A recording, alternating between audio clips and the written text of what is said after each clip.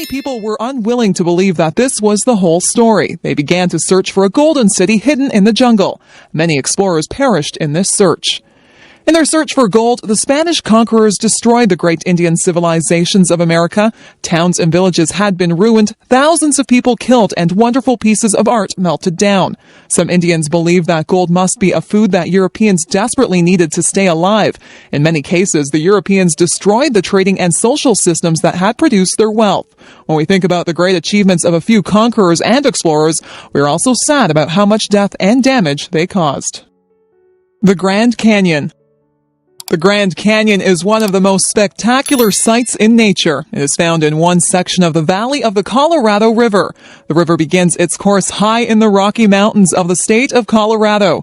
The river travels a total of 1,400 miles through Colorado, Utah, and Arizona, and into the Gulf of California. It forms part of Arizona's border with Nevada and California. The Colorado River is a very swift and muddy river. It carries dirt and rocks down from the mountains. The story is told of an old fur trader who was attacked by Indians high up the river. His only escape was down the Colorado River in a small boat. It was a terrifying trip through rapids and around rocks at top speed. The fur trader was found some days later in very rough shape hundreds of miles down the river. No one would believe that he had come so far so fast. The Grand Canyon stretches for about 250 miles in the state of Arizona. The canyon was carved out by the flow of the river itself. In places, the canyon is more than a mile deep. It stretches from 4 to 18 miles wide at the top. The canyon valley contains worn rocks that rise up like a mountain range. The canyon has been worn down through many layers of rock. The river has cut its way down through layers of sandstone, limestone, and shaped to the granite bedrock. The different layers are of different colors, and the rocks appear very beautiful, especially at sunrise and sunset. Because the canyon is so deep, the climate changes as you go down into the valley. At the top, the climate is typical of a mountain area with evergreen trees. Next, you have typical forest trees.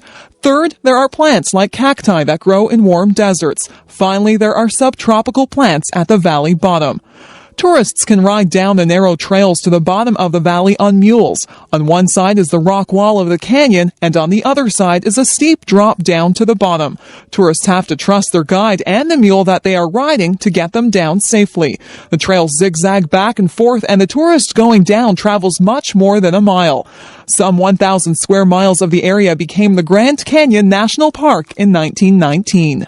Because the Colorado River is very swift and runs through dry country, several dams have been built along it. These are designed to harness its power, save its water, and provide recreational opportunities. The best known dam is Hoover Dam, formerly Boulder Dam, on the Arizona-Nevada border. This impressive structure is 727 feet high and 1,282 feet long. Elevators are used to carry workers up and down inside the dam. The water, which is backed up by the Hoover Dam, forms Lake Mead. Lake Mead is used to irrigate nearby land as well as for boating and fishing. The dam itself is a major source of electric power for this section of the country. Visitors to the Grand Canyon are often filled with awe by the size and beauty of the canyon. People seem very small in comparison to the immense cliffs, valleys, and the mighty river. The Niagara Parks Commission.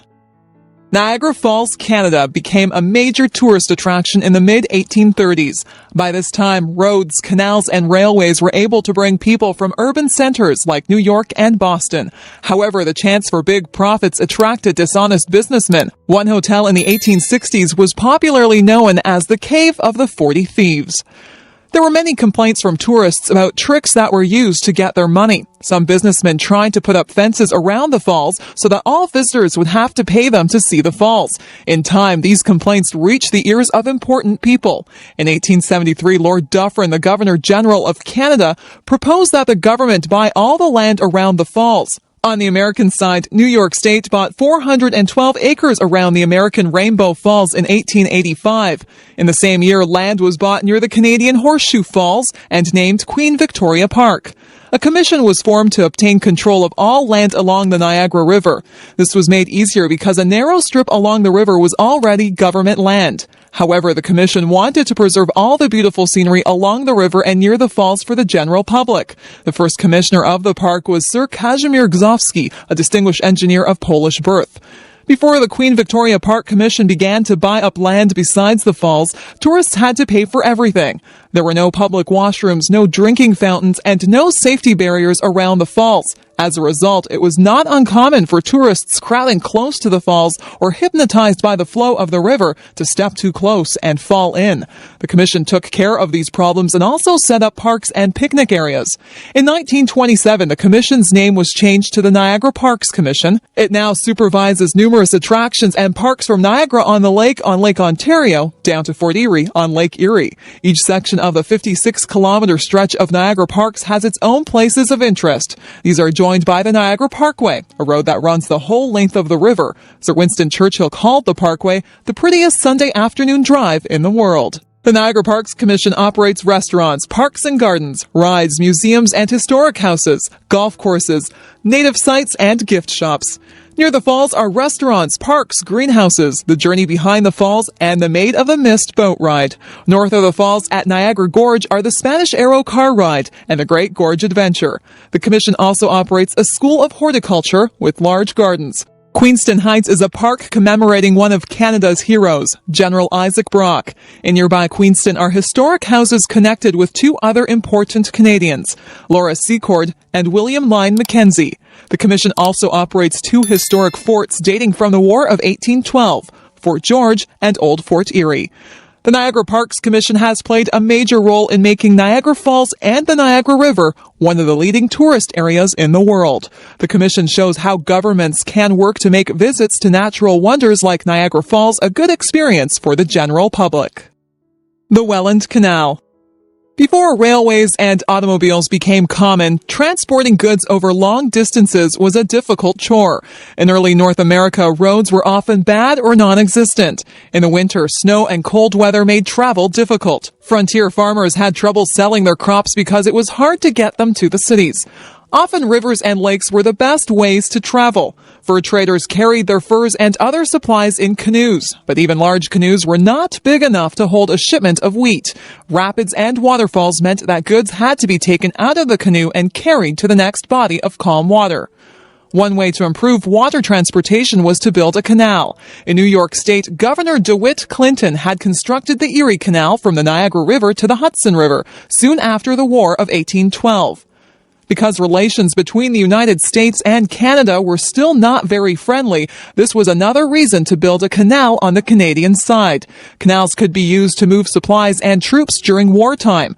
Sometimes the British government would forbid Canadian farmers to sell food to the USA.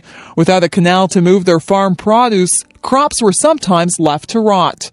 A St. Catharines, Ontario merchant named William Hamilton Merritt thought about all these things in the 1820s. He also thought that flour mills needed a more reliable source of water to operate.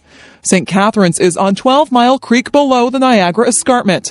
This creek runs towards Lake Ontario. It rises above the escarpment, which stands from 150 to 300 feet high, then runs towards Lake Ontario.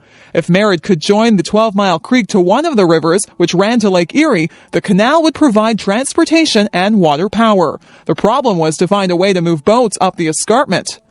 From 1824 to 1829, Merritt and his friends hired laborers to dig away tons of dirt and rock. Nearly all the work was done with shovels, pickaxes, horses, and wagons. In places, the ground was soft and landslides occurred. In other places, the men had to dig through solid granite rock. Merritt's main problem, however, was raising the money to pay for the construction. After sinking all the money that he, his family, and friends had into the canal, more was needed. Merritt went to Toronto, New York, and finally London, England to get the financial support he needed. The problem of getting the boats to climb the escarpment was solved by a series of 35 wooden locks. These carried a ship 327 feet upwards. The ship would enter a lock with a small amount of water. More water would come into the lock, lifting the boat another 10 or 15 feet. Then the ship would move into the next lock and be lifted up again.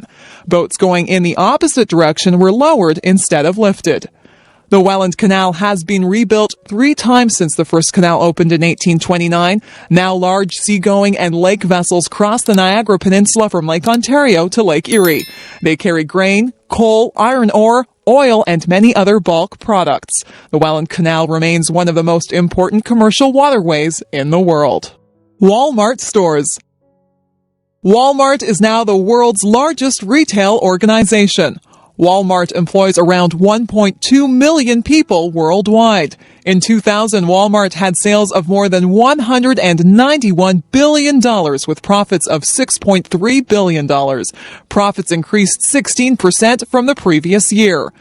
People have come to expect that Walmart's profits will increase substantially every year. Each year, more stores are opened, and Walmart expands into new countries. Walmart also enters new areas of business nearly every year. Few people know that Walmart is also a major real estate company.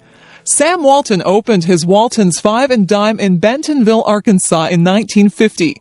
12 years later, he opened the first Walmart in Bentonville. His business philosophy was simple: good prices, great selection, and a friendly greeting.